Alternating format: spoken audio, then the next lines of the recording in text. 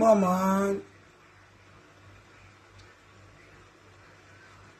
این الان با مامانش قهر کرده، یعنی میگه به اینا توجه نکن، به شکارچی و املت. این الان با مامانش قهر کرده، پشتشو کرده. پسر حسوده، این شکارچی، این شکارچی، این شکارچی، این شکارچی.